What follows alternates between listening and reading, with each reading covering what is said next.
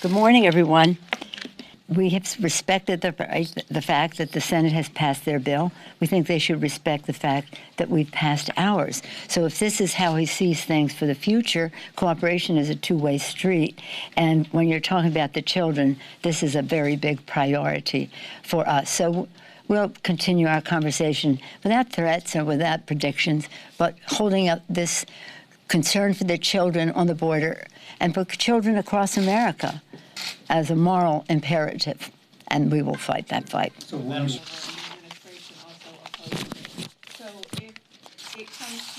So what we were just hoping to do is to have an improvement on the Senate bill for the children.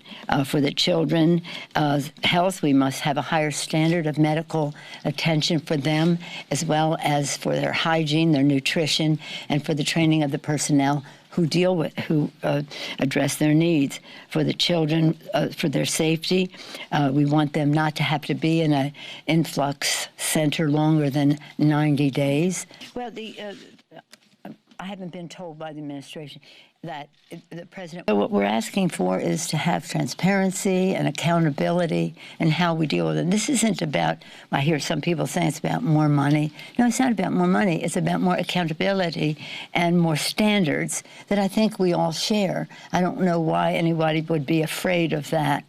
My view, as many of you know, I mean, I would be considered one who's not inclined to violence and war or in any way, but if you start endangering children, I become a lioness. You get near those cubs, and it just evokes a response that is natural. In our caucus, is if you ask the question of the previous meeting, then you have to be in line behind other people. So this isn't about threats or challenges or anything like that. It's only about humanity and the courage to do what is right for the children. It's not, it wouldn't take a long time, but it would make a big difference. And that is what I'm very proud of our colleagues for what we voted on the other day.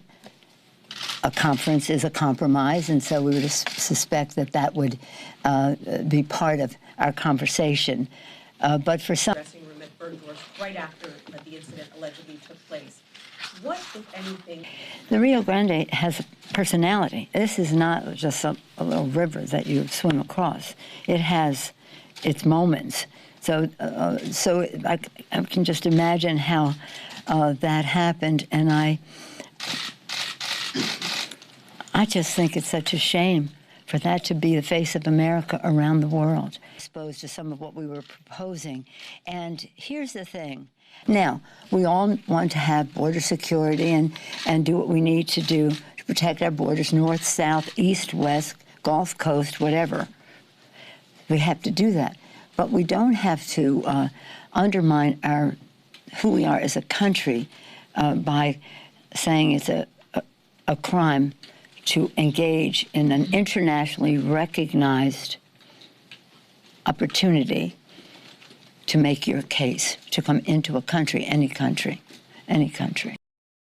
We have to make sure, whether that question is on there or not, and I certainly hope it is not, but whether it's on there or not, that the American people come forward and be counted.